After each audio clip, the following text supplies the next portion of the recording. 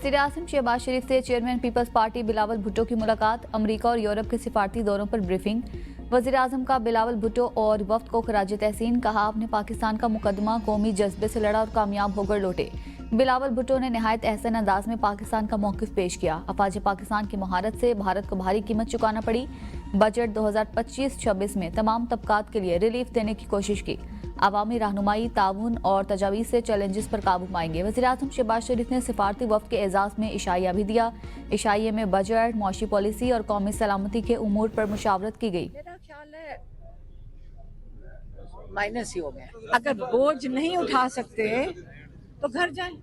हमने स्पीकर साहब का फोन आया, इस मेरे से पहली दफा कभी बात हुई है, तो वो कह रहे थे जी पास है या पेश है।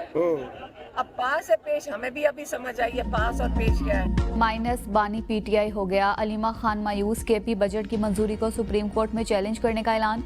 अडियाला जेल के बाहर मीडिया से गुफ्तगू। कहा, जो अरकान असम्बली बोझ नहीं उठा सकते तो घर जाएं। बानी पीटीआई ने कहा, मुझसे मुशावरत के बगैर बजट पास नहीं होना चाहिए था। समझ नहीं आ रही बजट पास करने की कौन सी मजबूरी थी। बानी ने कहा, सुप्रीम कोर्ट जाएं और बताएं पार्टी लीडर की मंजूरी के बगैर बजट कैसे पास हो सकता है। सबको पता है जेल में मुलाकात का कौन फैसला करता है। मुझे भी बानी से मुलाकात की इजाजत नहीं मिलती। ईरान हमारा हमसाया और ब्रदर मुल्क है। हमें ईरान से कुछ सीखना चाहिए। हमें अपने हक और रूल ऑफ लॉ के लिए खड़े होना चाहिए। मेरा लीडर है इमरान खान। मैं इमरान खान का जो बयान आएगा मैं उसका पाबंद हूँ। वो हमारा लीडर है, उसका फैसला हमारा फैसला है। जो फैसला भी वो करेगा हमें कबूल। बजट सही मंजूर किया। वजीर आला खैबर पख्तूनख्वा डट गए। अलीमीन गंडापुर ने कहा, मेरा लीडर बानी तहरीक इंसाफ है। जो उसका बयान आएगा उसका पाबंद हूँ। बानी तहरीक इंसाफ का फैसला हमारा फैसला होगा। बानी का जो बयान आएगा उसका पाबंद हूँ। किसी को डिक्टेशन देने की जरूरत नहीं।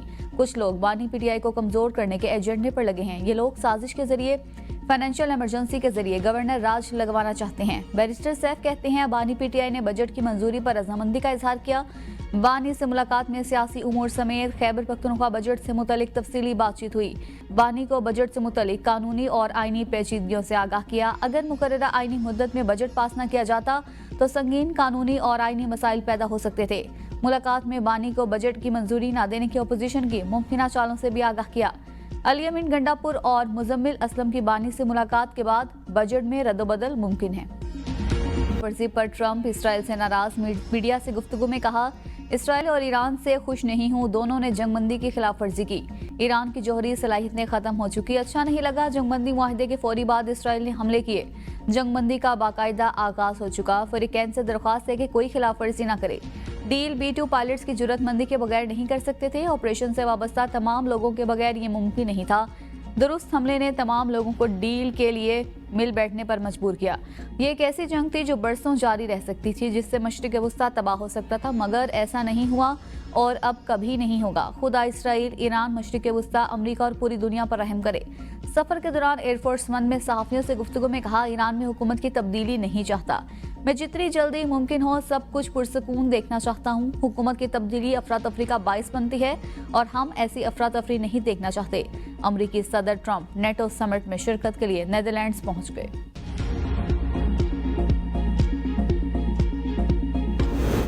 इसराइल की हेटधर्मी बरकरार। ट्रंप के मना करने पर भी इसराइल का ईरान पर एक और हमला। ईरान के दारुल हुकूमत तेहरान में 2 धमाके।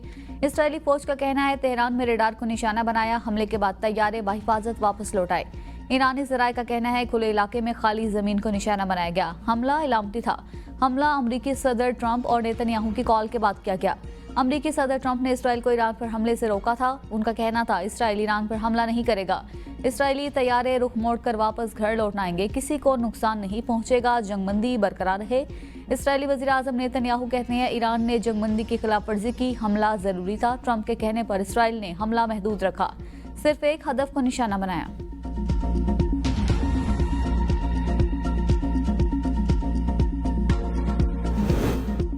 इसराइल ईरान के खिलाफ जारियत के मकासद हासिल करने में नाकाम रहा। ईरानी सदर मसूद पेज़ेश्कियान ने कहा, ईरान जंगबंदी की खिलाफ वर्जी नहीं करेगा जब तक इसराइल ना करे। ईरान के सुप्रीम लीडर आयतुल्लाह खामनाई कहते हैं, हमने किसी से ज्यादती नहीं की। ईरानी कौम की ये अजीब मंतक है कि किसी की ज्यादती के आगे हरगिज सर नहीं झुकाएंगे। ईरानी वज़ीर ख़ारजा अब्बास अराग़ची ने कहा, इसराइल ने जारियत रोक दी तो उसके बाद हमारा जवाबी कार्रवाई का कोई इरादा नहीं। सुबह 4 बजे तक ऑपरेशंस कामयाबी से मुकम्मल किए। इसराइल को सजा का अमल जारी रहा। ईरानी कौम अपनी अफवाज की कुर्बानियों पर फख्र करती है। हमारी अफवाज हर हमले का जवाब देने के लिए खून के आखिरी कतरे तक तैयार हैं। वज़ीर आज़म का शहजादा मोहम्मद बिन सलमान को टेलीफोन। सऊदी अरब की खुद मुख्तारी के लिए पाकिस्तान की गैर मुतज़लज़िल हिमायत का यादा। मशरिक़ वस्ता और ख़त्ते में तेज़ी से बदलती सूरत हाल पर गुफ्तगू। खादिमुल हरमैन शरीफैन के लिए नेक ख्वाहिशात का इज़हार। वज़ीर आज़म ने कहा कि पाकिस्तान जम्मू और कश्मीर, पानी, तिजारत और दहशतगर्दी समेत तमाम तस्फिया तलब मसाइल पर बातचीत के साथ बामानी मुज़ाकरात के लिए तैयार है। वज़ीर आज़म शहबाज शरीफ का ईरानी सदर डॉक्टर मसूद पिज़ेशकियान से भी टेलीफोनिक राब्ता। दोनों रहनुमाओं का उम्मत मुस्लिमा में इत्तेहाद और बाहिमी राबिते पर इत्तेफाक। वज़ीर आज़म ने कहा, तमाम फ़रीक़ैन बैनुल-अक़वामी क़वानीन और अक़वाम मुत्तहिदा चार्टर की पासदारी करें। ईरानी सदर का कशीदगी के दौरान पाकिस्तान की मुस्तकिल हिमायत पर वज़ीर आज़म से इज़हार तशक्कुर। ख़ित्ते में अमन के लिए पाकिस्तान के तामीरी किरदार को सराहा। 12 रोज़ा जंग के दौरान इसराइली फ़ौज के हमलों में 610 अफराद शहीद हुए। ईरान ने नुकसानात की तफसीलात जारी कर दी। ईरान की वजारत सेहत के मुताबिक सहूनी हमलों में शहीद होने वालों में 2 माह के कम उम्र बच्चे समेत 13 बच्चे, 49 खवातीन भी जान की बाजी हार गई।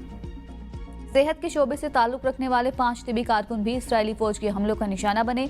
हमलों में 4746 अफराद जख्मी भी हुए, जिनमें 971 अफराद ताहाल अस्पतालों में ज़ेर इलाज हैं। हमलों में 7 अस्पताल, 9 एम्बुलेंसेज, 6 इमरजेंसी रिस्पॉन्स बेसिस और 4 क्लिनिक तबाह हुए।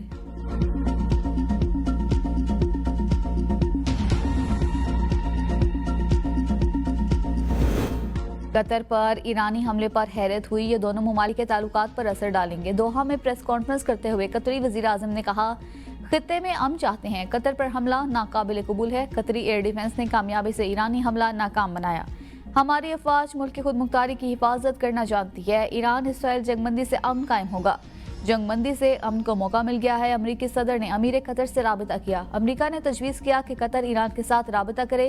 कतर खित्ते को जोहरी हथियारों से पाक रखना चाहता है। जोहरी हथियारों से पाक खित्ता ईरान समेत तमाम ममालिक के लिए बेहतर है।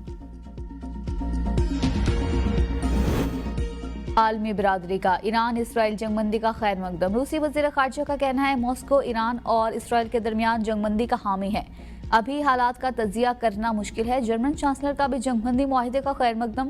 फ्रांस की जानिब से कहा गया, ईरान जोहरी और बैलिस्टिक मिसाइल प्रोग्राम पर फौरी मुज़ाकरात का आगाज़ करे। ईरान को ऐसा मुआहिदा करना चाहिए जो खित्ते में अमन इस्तेहकाम का ज़ामिन हो। मौजूदा सूरत हाल में सिफारती हल नागुज़ीर हो चुका। सऊदी अरब ने कहा, उम्मीद है फ़रीक़ैन कशीदगी कम करने और आइंदा ताकत के इस्तेमाल से गुरेज करेंगे। चीन, बरतानिया और दीगर खलीजी ममालिक का भी खैर मकदम। वज़ीरिस्तान में सिक्योरिटी फोर्सेस की कार्रवाई। भारतीय हिमायत याफ्ता 11 ख्वारिज हलाक, 7 ख्वारिज जख्मी। मेजर और लांस नाइक शहीद। ISPR के मुताबिक मेजर सईद मुइज़ अब्बास शाह ऑपरेशन की क़यादत कर रहे थे। मेजर सैयद मुइज़ ने अभिनंदन को जिंदा गिरफ्तार किया था। मेजर सैयद मुइज़ अब्बास शाह की उम्र 37 साल थी। ताल्लुक चकवाल से था। मेजर सैयद मुइज़ अब्बास शाह शहीद ने 14 साल, लांस नाइक जिब्रानुल्लाह शहीद ने 8 साल तक वतन अजीज के दिफा के फ़राइज़ अंजाम दिए। सदर मुमलिकत आसिफ अली ज़रदारी और वज़ीर आज़म शहबाज शरीफ की कामयाब ऑपरेशन पर सिक्योरिटी फोर्सेस की तारीफ। कहा, दहशतगर्दी के नासूर के मुल्क से मुकम्मल खात्मे तक जंग जारी रखेंगे। वज़ीर दाखिला मोहसिन नकवी का शहीद होने वाले मेजर सैयद मुइज़ अब्बास और लांस नाइक जिब्रानुल्लाह को शानदार अल्फाज में खराज अकीदत। कहा, शोहदा ने जान देकर फितरन हिंदुस्तान के दहशतगर्दों को इबरतनाक अंजाम तक। उन्होंने एक और कोशिश उनकी कामयाब हुई है। तो मेरा ख्याल है कि रिसेंट हिस्ट्री में कोई भी आपको शख्स ऐसा नहीं मिलेगा जिसको अमन की कोशिशें उसकी जो है वन आफ्टर द अदर जो है ना मेजर कन्फ्रंटेशन जो है ना वो उन्होंने जो है रोकी हैं और उनको वार्ड ऑफ किया है। माजी में जितने लोगों को अमन के नोबेल इनाम मिले उनमें अमरीकी सदर डोनाल्ड ट्रंप जैसी अहलियत वाला कोई नहीं।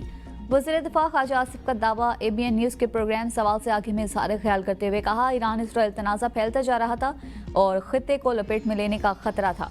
डोनाल्ड ट्रंप ने 1 से 1.5 महीने की मुद्दत में 2 सीज़ फायर कराए। ये बात हमारी नामजदगी को मजीद मजबूत बनाती है। सदर ट्रंप को अब 2 रियासती हल के लिए काम करना चाहिए।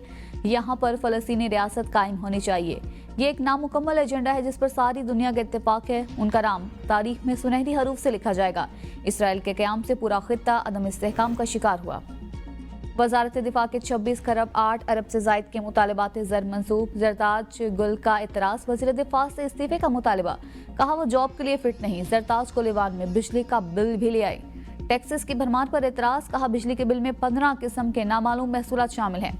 200 यूनिट से 1 यूनिट ऊपर पर 5,071 रुपए इजाफी क्यों? पावर मिनिस्ट्री आवाम का खून चूस रही है।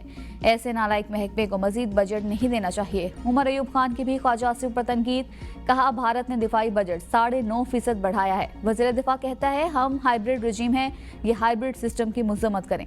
इजलास में उमर अयूब और अताउल्लाह तारड़ के दरमियान तल्ख जुम्लों का तबादला। उमर अयूब ने कहा यह आया ही फॉर्म 47 पर है।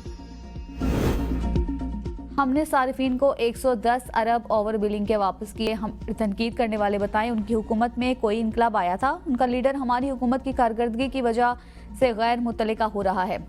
विफाकी वज़ीर तवानाई अवैस सगारी का ईवान में इज़हार ख्याल, कहा 300 अरब का बोझ कम करना क्या पावर डिवीजन की कामयाबी नहीं है? हमने मुस्तकबिल में हुकूमत को बिजली की खरीद से रोक लिया। खैबर पख्तूनख्वा में 35% फीडर, 100% बिजली मैसर है। 200 यूनिट वाले को 70% सब्सिडी दी जा रही है। मुल्क भर में आज से मानसून बारिशों की पेशगोई। मानसून हवाएं मुल्क के बालाई और वस्ती हिस्सों में दाखिल। कश्मीर और गिलगित बल्तिस्तान में गरज चमक के साथ बारिश का इम्कान। इस्लामाबाद, रावलपिंडी, मरी, गलियात, अटक, चकवाल, जेहलम में बारिश मुतवक्के। खैबर पख्तूनख्वा के मुख्तलिफ इलाकों में बारिशों का इम्कान।